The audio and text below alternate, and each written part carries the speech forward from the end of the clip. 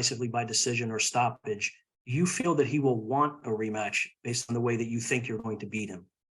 Well, that's on him. Like I said, that wouldn't have nothing to do with me. Uh, that would be something that have to do with him. Like I said, like I'm going in July 29th, 100% focused mentally, physically, emotionally, and spiritually, and ready to win the first fight. I'm not thinking about uh, a rematch or second fight or any of that at this point in time. My last question for you, Terence, is why do you think that he has tried to diminish your win against Sean Porter in the way that he has? And what is your retort to that? Well, you got to understand, a lot of fighters and a lot of people have been doing that to Terence Crawford for a long time now. So it's nothing new. That's kind of like a seesaw effect. They see one person discredit me for one fighter, and then they see another person, and then that's just the thing to do. And then now you hear a lot of people on the media saying, "Oh well, Crawford ain't fought nobody. Crawford ain't fought nobody." That's the narrative now. If you look at the comments or anything that's posted on Instagram or on Twitter, they all say the same thing. Oh, Crawford ain't fought nobody. So I'm used to it, and I just laugh because there's always an excuse after a L. All right. Thank you, Terrence. And thank you for those questions, Keith. Next up, Andrew Jones with Anscape. Andrew, if you could please unmute yourself, you can ask your questions. Thanks, other Andrew, as always. C-Car, bro, appreciate you as always, man. Want to ask you, with Coach Chet and his personality, what's the most entertaining or funny thing that he said? And is he or B-Mac the funniest guy or funniest person in camp? And also, you said on with Sean Porter's show that you felt the promotion, because you and Errol don't do crazy antics all over, that the promotion hasn't probably been as high as you thought. But 1.1 million views and growing for All Access, and a lot of people responding to it and appreciating it. Do you feel differently now about how this fight's being promoted? Okay, so there's a lot of people in camp that's funny. I mean, everybody had their own personalities, everybody funny in their own right. So Chet and Bo, yes, they have their moments, but there's a lot of people in here that have their moments as well. And the promotion, like I said, the promotion is going great. And the only reason why I say that it could be bigger is because when you go outside and you see somebody that doesn't know anything about boxing, they really don't know the fight is going on. That's what I mean by it could be bigger. Die-hard boxing fans, people that's into boxing, yes, they all know about the fight. They all been wanting to fight. They all been calling for the fight. But if I go to my next door neighbor's grandma house that doesn't watch boxing, if she don't read the newspaper and we ain't in the newspaper, then is she gonna know who I am? That's what I mean by, it could be bigger on different outlets, I would say. All right. Thank you, Andrew. Our next question is going to come from Robert Littell with Black Sports Online. Robert, please unmute yourself and you can ask your question. Good talking to you again, Bud. Earl spoke about kind of what you just spoke about, in the sense that, you guys are not on stage slapping each other. You guys are not, pulling type of crazy stuff, cursing at each other and things of that nature. How important is it, do you believe, when you have two African-American fighters who are family men, who are respectful towards each other? How important is it that the numbers, when they do come in, as far as the ticket sales and the pay-per-view, that we show support for each other with a fight like this? It's very important because this is how mega fights get made. If these fighters doesn't feel they value or their worth is being honored by the fans that we put our life on the line, then those big fights that everybody wants is not going to get made because the money is not going to be there. So this is how big fights get made. And once you see a trend of the support of fans, not the ones that's streaming and stealing the pay-per-views, the ones that's actually supporting the event and paying for it and supporting it, then that's when you're gonna start getting so many mega fights that everybody want to see.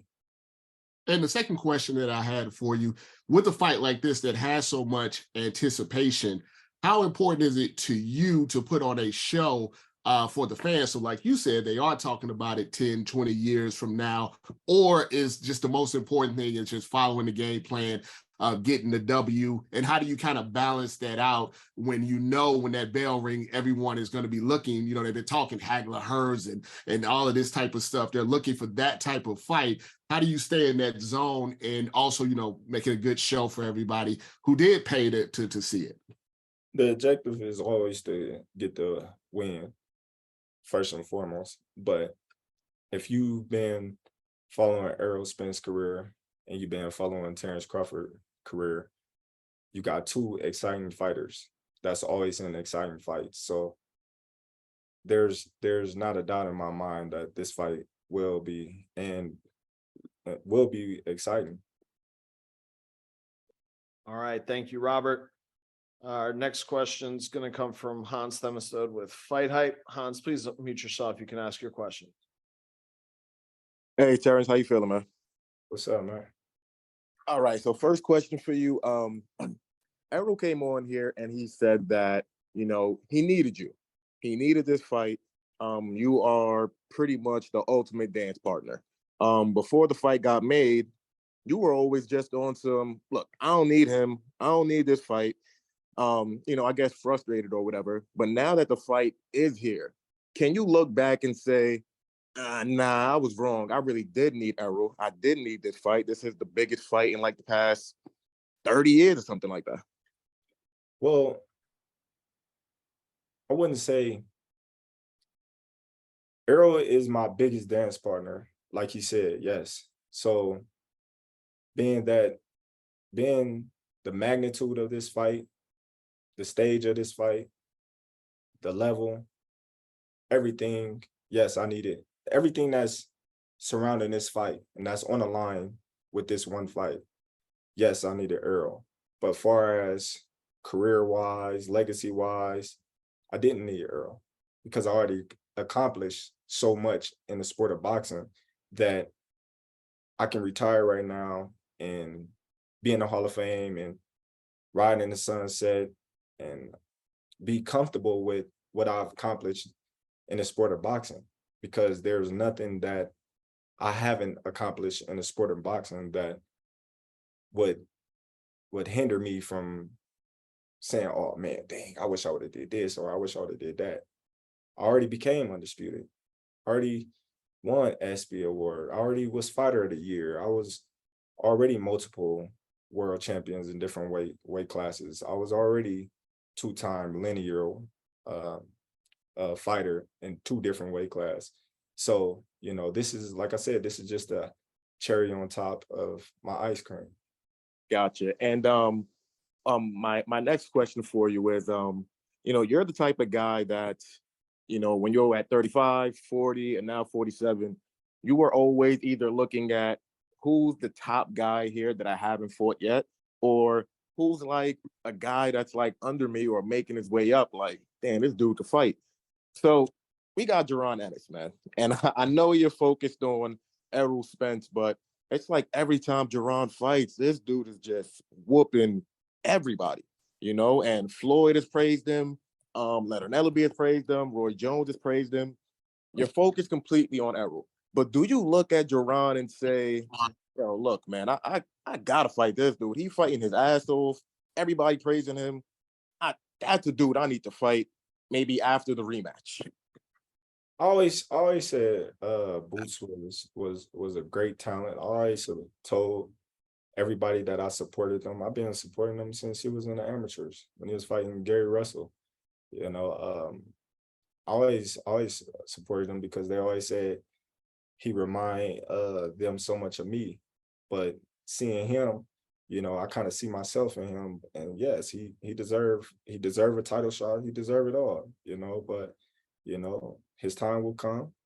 But right now, business is business. All right, thank you, Hans. Our next question is going to come from Ben Baby with ESPN. Ben, please unmute yourself and you can ask your question. Awesome. Thanks, Andrew. And I appreciate you, Terrence, for taking the time. To kind of piggyback on one of those questions earlier, would you feel if this fight doesn't go your way, I mean, would you still feel like you were the best welterweight of your era without a win? Do you need this win, as much of all the things you've accomplished in your career, do you need this win to feel like you were the best welterweight of your era? And does that matter to you at all? Of course, it's always about the win. It's always about beating the top guys in the division. I can't say I'm the best guy in my era when there's still one guy at Mount Rushmore sitting beside me. I got to be up there by myself. So of course this fight matters. Of course I need to win this fight. If not, then we got to go back to the drawing boards and come back stronger.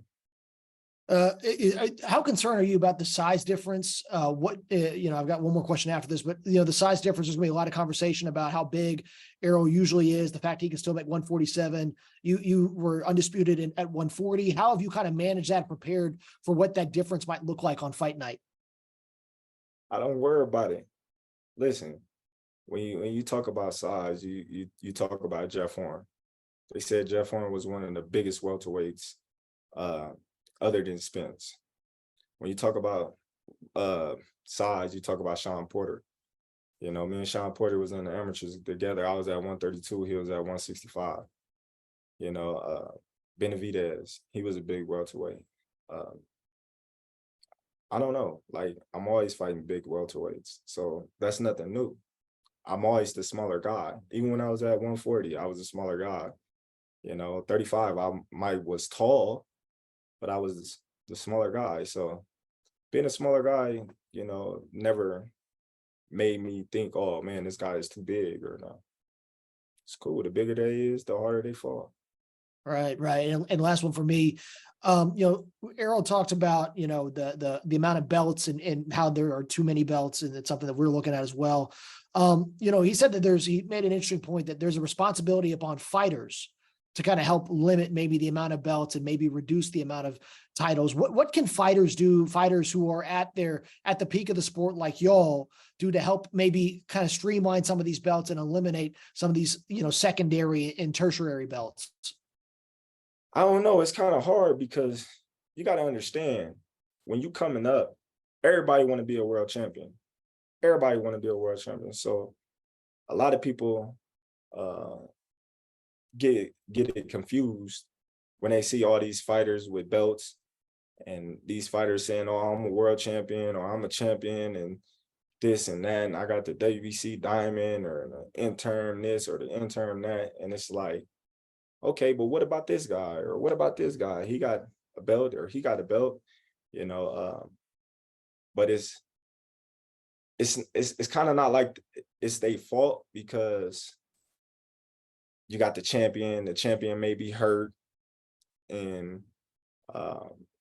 they want to get a shot at a title, and the champion might be hurt, and they may say, okay, well, you can fight for this interim title, but when the champion back, then you get a shot.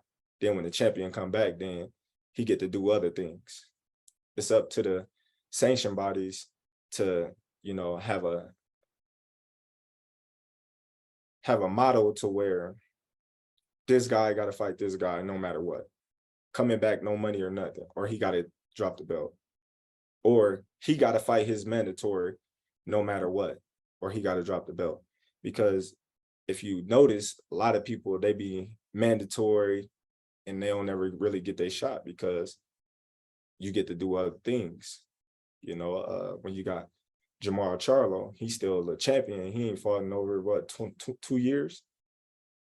Stuff like that, like hogging up the belt. But you got Canelo, he going up and down weights, and there's people at one